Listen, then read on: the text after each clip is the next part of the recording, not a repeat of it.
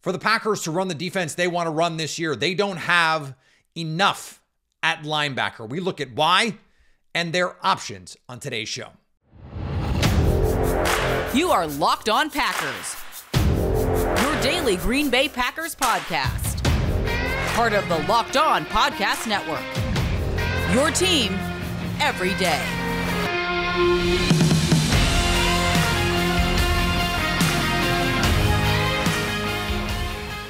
You are Locked On Packers, part of the Locked On Podcast Network, your team every day. I'm Peter Bukowski, and I cover the Packers for The Leap, a newsletter I would love for you to subscribe to. Follow me on Twitter, Peter_Bukowski. Follow the podcast on Twitter, Locked On Packers. Like us on Facebook, subscribe to the podcast, iTunes, Spotify, Google Podcasts, wherever you find podcasts. You will find Locked On Packers, the #1 Packers podcast on the internet. And the show for fans who know what happened. They want to know why and how. Thanks to everyone who makes Locked On Packers their first listen every day. We hope you like starting your day with us as much as we like starting our day with you. And today's episode brought to you by our friends at FanDuel. Make every moment more. Right now, new customers get $150 in bonus bets with any winning $5 bet. That's $150 if your bet wins. Visit FanDuel.com/lockedon to get started. Linebacker is not really anyone's idea of a sexy position. And I understand that. And as we move through the offseason, there are going to be some of these shows where we have to focus on these positions of need. And some people are going to go, that show's not for me. And that's okay. And in all likelihood, if you're here, that's not you. But I understand that. Let me just say, if you've tuned in to go, well, we'll see. I'm going to do my best here because I think this is important to understand. This 49ers style of defense, it's not quite what the Seattle Seahawks style, Legion of Boom style of defense was, where you go, okay, it was really great to play cover 3 all day when you had Richard Sherman and Cam Chancellor and Earl Thomas and Bobby Wagner and KJ Wright and Michael Bennett and Cliff Averill and all of the players where you could just line up and beat the crap out of the guy in front of you. A lot of teams found out it's really hard to play that defense if you don't have those elite players, Hall of Fame level players to play it. It's not quite the same because Robert Saleh went to the Jets. They drafted Sauce Gardner and they were off and running. Even without without Nick Bosa, without Eric Armstead. And they ended up getting really good, nice production out of Aubrey Huff. And you don't even have the contributions from someone like Carl Lawson. And you strike gold with Quincy Williams. You have CJ Mosley. Of course, you get Sauce Gardner in the building. But they have linebacker play. Can you name the Jets safeties?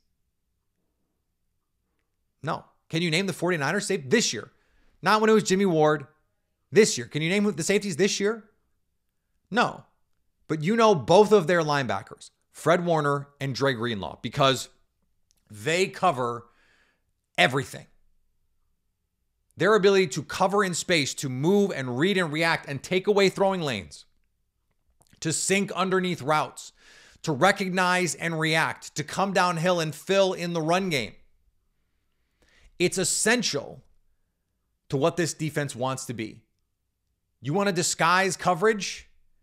You want to show too high and spin down to single high? Okay, you got to have linebackers that can cover the middle of the field where everyone wants to attack now. The reason no one can do anything in the middle of the field against the 49ers is not because they clog it up with an extra safety and play single high all day and you bring that safety down. No, it's because they have Fred Warner and Dre Greenlaw who can just cover all of the space. They shut down throwing lanes. The Packers had an elite middle of the field attacking offense. And against San Francisco, they said, we're not even going to bother with these guys. We're going to throw to the outside all day because they are that good. It helps, of course, to have a really good front. Nick Bosa and all those pass rushers. The Jets, they don't quite have the caliber of pass rusher, but they have some really good guys. Plus, they've got the elite corners the 49ers don't really have. They've got some good players, certainly good enough players. Those corners come up and they tackle. The safeties fill with force. But it's the linebackers that make that defense go. Do you know why the Texans defense with DeMeco Ryans playing a similar style were not nearly as good as those other two teams? You got Derek Stingley. You brought over Jimmy Ward. You got Will Anderson, who played his butt off this last year as a rookie. You got a lot of the same pieces. You know why? It's because their linebackers were Blake Cashman and Denzel Perryman and Christian Harris, not Fred Warner and Dre Greenlaw. It's a huge difference. And so, even though Jeff Hafley is a defensive backs coach by trade, if they're going to play a 49ers brand of defense, now I think they're going to play some more man coverage than the 49ers do. I think they're going to probably play more single high than the 49ers do. But that doesn't change the need for linebackers in this defense, because if you're going to play man coverage, then you need linebackers who can run with tight ends. Linebackers who can run, turn their hips, and run with running backs. Do the Packers have that? Do they have one of those guys, much less two? Quay Walker is going to be on the team. Isaiah McDuffie is going to be on the team. I think the Isaiah McDuffie played for Jeff Hafley, and therefore whatever explanation comes after that is wildly overstated. Yes, Isaiah McDuffie has a familiarity with Jeff Hafley and his defense. That does not make him a starting caliber player when he's not. And guess what? He's not.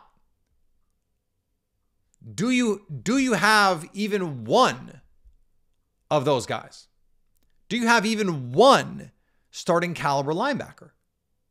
And I think you could say, okay, well, Devondre Campbell, but getting up there in age, and then you look at the cost.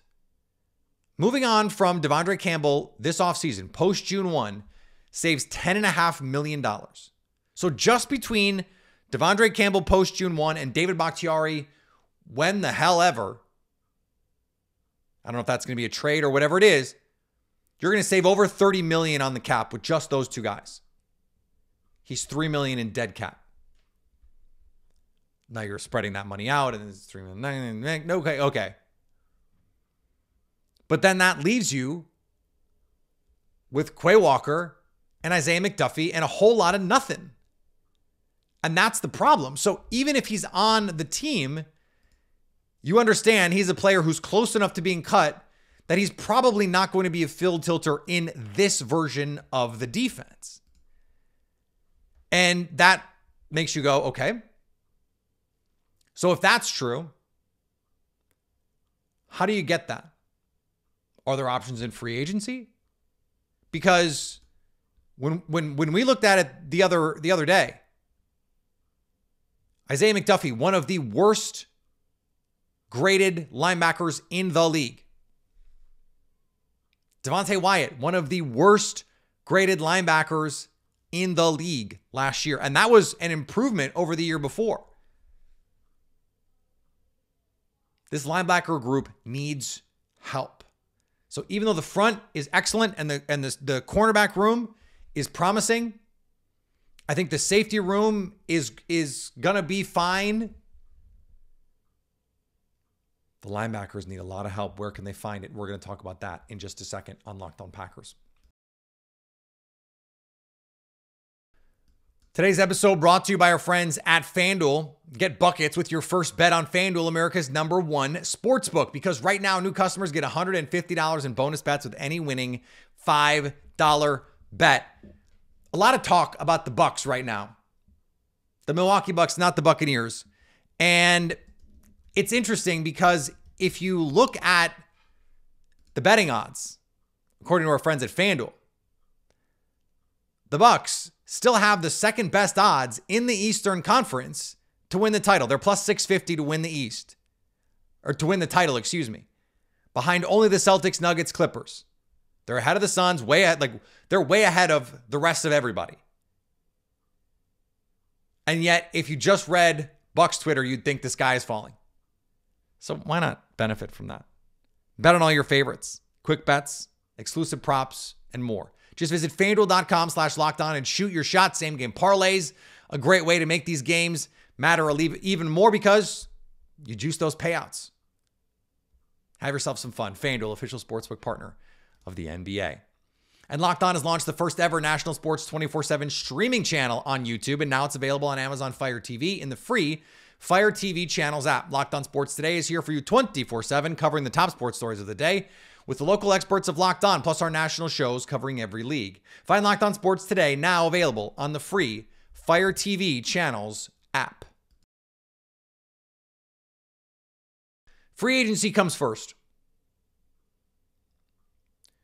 The high-end options in free agency don't seem like they're workable for the Packers. Patrick Queen, projected market value according to Spot Track, $18.5 million AAV. Off a guy who really just 1 year of productivity at a high level with a coach who left. Isaiah Simmons, who would be on his third team in his short NFL career. $16.5 million. For a guy who's never really proven what position does he play? What does he do the best? That doesn't seem like it makes sense for the Packers. Jerome Baker, coming off making $13 million, probably not going to get that in this market, but what is he going to get? Now, experience with Anthony Campanile, because he comes from the Dolphins. 27 years old. But what are you getting? What does he bring to the table? Can he do the things that you need him to do? What is the price going to be?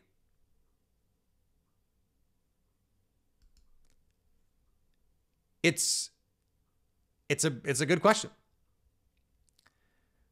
So for the Packers, is that something I don't think it makes sense. Then you get into the Devin White, Frankie Louvu conversations. Devin White from Tampa Bay, kind of a failed experiment, really. He was good, really, really good early on with Todd Bowles as a blitzing downhill linebacker.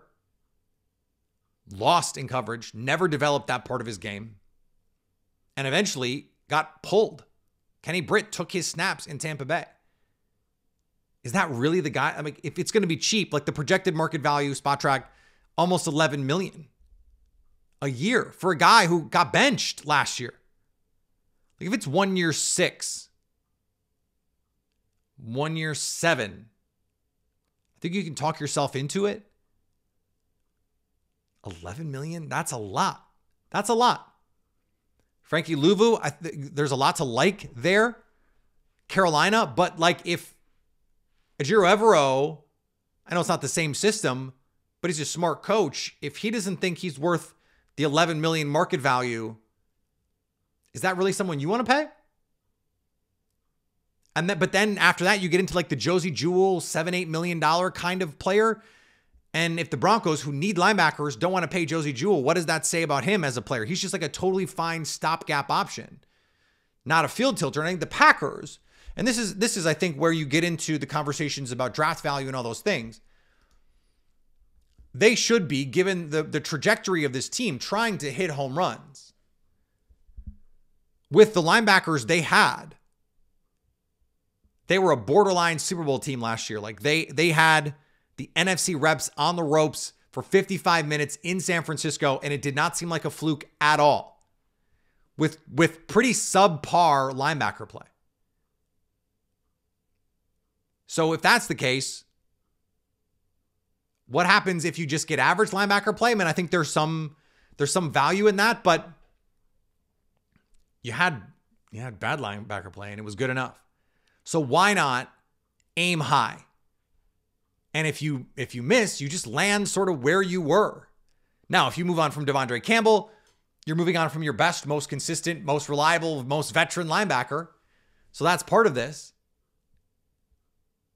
But linebacker is not usually, now the Packers found Devondre Campbell, but it's not usually the place where you find guys off the scrap heap and they come in and are awesome. Now you can find guys who can come in and be solid. I mean, the Chiefs got Drew Tranquill and they rode him to a title. So it's possible. But that was also in a situation where you have a secondary with a bunch of young players. Chris Jones, you've got the infrastructure in place with Steve Spagnuolo. Everyone knows what they're doing. Just plug this semi-veteran in there and go. Is it going to be that easy when other guys are trying to learn and figure out what's going on here too? Now, if you can get Tayshaun Gibson, for example, does it make it easier to justify going young at linebacker? I think these are related conversations. If you can bring in a cheap safety, lock down that part of the middle of the field defense, then maybe it makes it a little bit easier to say, let's draft somebody. Let's try and go young. Let's try and hit a home run. Let's try and do what Quay Walker couldn't quite do. And that is have a young player come in and play at a high level. Now, maybe you bring in Anthony Campanile. You have this new defensive system and it unlocks Quay Walker. I am not at all convinced that's going to happen.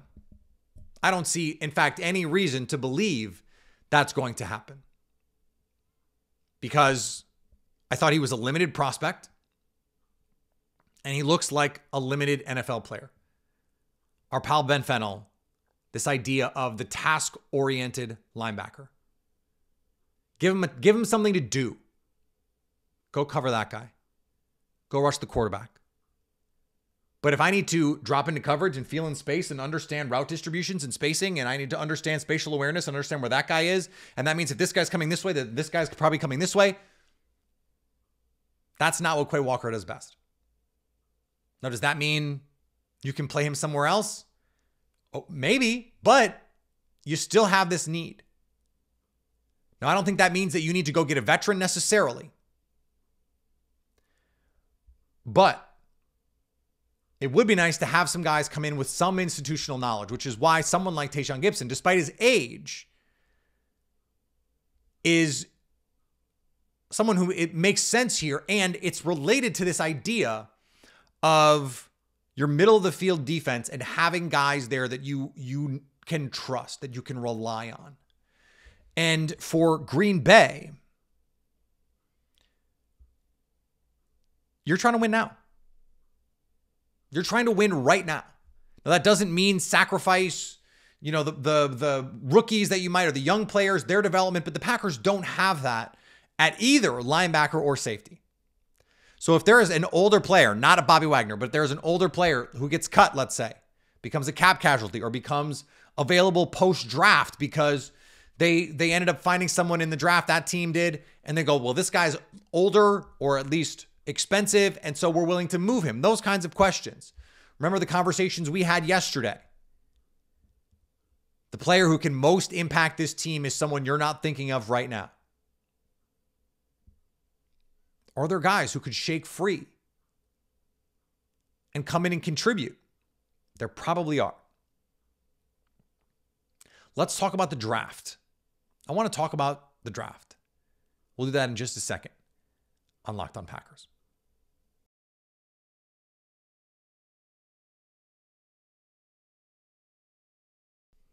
I dropped this take on a different show today.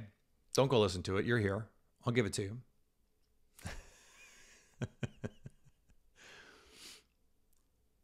The first round position no one is talking about right now for the Packers is linebacker. And this is why I wanted to have this discussion today.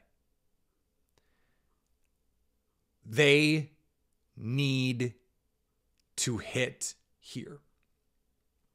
And so if they think there is a player early in this draft, they have 25 and 41, and I think those are right in the ranges. That is right in the range where two guys are going to go in this draft. Edan Cooper, Texas A&M linebacker. For all of the things that we liked about Quay Walker, all the things the Packers liked about Quay Walker, size, 6'3", 240 plus, length, long, athletic, downhill linebacker. 7-8 sacks, 10 plus TFLs at Texas A&M. Now, they didn't ask him to move back. They didn't ask him to play in coverage the same way that Fred Warner does or Dre Greenlaw does. Can he do it? I think the combine drills, the personal workouts, the pro day stuff, that is going to be helpful in seeing just the way that he moves. It's not going to be the end all be all, but it's going to be helpful because he just wasn't asked to do it a ton. You worry about someone like Kenneth Murray from Oklahoma, who was a Packer fan favorite and is, by the way, a free agent because he just was not a very good NFL player, because he was a downhill linebacker only. Can you be that in the NFL? I don't think so. Cooper has to prove that he's more than that. But if he goes out and blows out the testing, at 6'3", 245, if he runs, low 4.5s, high 4.4s, which he looks on tape like he is absolutely capable of doing.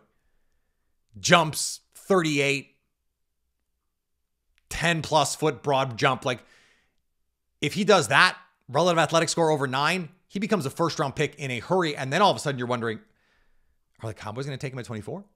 Field Yates had him in his mock at 24. He's the guy for me. I think the Packers like him. And I think he is the stealth 25th selection player right now for the Packers, because it is such a vital position in this defense.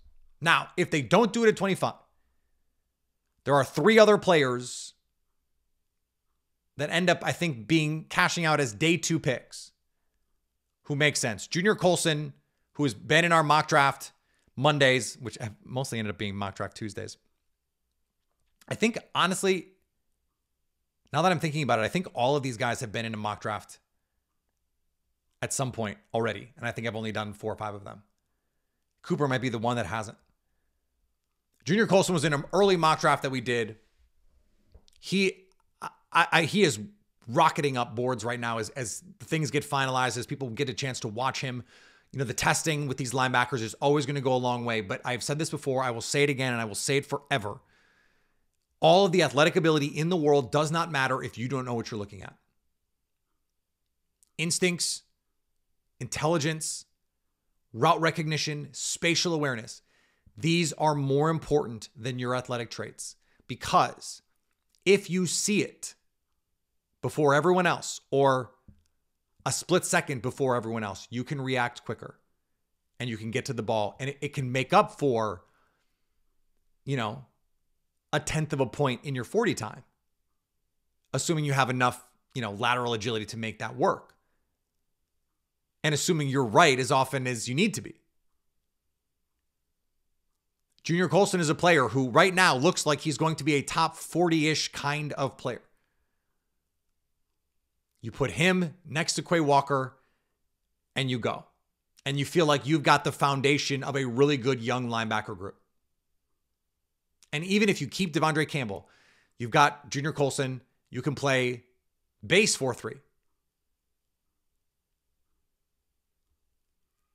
You're only going to do that 18, 20% of the time. But still, he's going to get on the field. And we've seen Quay Walker has injuries. Devondre Campbell has battled injuries the last 2 years. This guy's going to get on the field. A little bit further down in the draft, Jeremiah Trotter Jr. His dad was a great linebacker in the NFL for a long time. A little undersized, but flies around. Instincts. Understands the game, feel. He's someone that I think on day 2, again, assuming he tests well, I don't think the Packers are going to throw the measurements out the window here. Quay Walker was a priority for them. He was someone that they took at 22 that they made it seem like they would take at 8. I never understood it. I still don't understand it. Doesn't seem like a very good pick right now. But they care about the athletic tools. And I get it. I'm Mr. Athletic Tools. I believe in that. But with linebackers, it is secondary. I need the instincts and the football intelligence, the read and react. That has to be first. And then tell me that he has the athletic ability. Now, there's a baseline. Like Paul Dawson, a couple years ago, 10 years ago plus now, at TCU, I was like, I don't care what he runs. I just like the intelligence and the read and react. And then he ran like 4.9, and I was like, I don't care. And then I was not an NFL player. Okay, so you need the baseline athleticism. But someone like Chris Borland is the example that I bring up over and over and over. And his crusade against football at this point notwithstanding, he was a guy who ran decent, not a big guy, 5'11", 240. Not the freakiest athlete in the world, but saw the game so damn fast that he just was a tackle machine. And speaking of tackle machines, Peyton Wilson, NC State. Now, injuries, multiple injuries, long injury history. So the medical rechecks and the combine are going to be important for him. Athleticism, does he check those boxes? Post-injuries, do the doctors give him the green light? Post-injuries, what is the long-term outcome post-injuries? These are questions he's going to have to answer. After that, I don't know that there's a linebacker in this class that really moves the needle. Now, again, safety is a tandem piece of this. So what are you getting from your safeties? How can they help protect your linebackers? That's going to factor in here as well. But you have to do both. And in this defense, frankly, linebacker's more important. I'm going to keep making the point. Can you name a 49ers safety from the last 5 years? Can you name a Jets safety? The Texans brought the best 49ers safety with them to Houston, and the 49ers defense did not miss a beat, really. They plugged and played a veteran, an old, like a 30-something veteran who's been on 16 teams, might be a Packer next year, and they're fine. At least there. So the linebacker piece, it's essential, and this is not the offseason really to need one because the draft isn't very good, and the free agent class is either really expensive or not very good. That leaves the Packers with really difficult questions to ask about the guys on their roster and how they want to approach this position moving forward. Something we are, of course, going to monitor as we move forward here throughout the offseason. Follow me on Twitter, Peter_Bukowski. Back tomorrow. Instagram, Locked On Packers. TikTok, Locked On Packers. Facebook, Locked On Packers. YouTube, Locked On Packers. So you can stay Locked On Packers.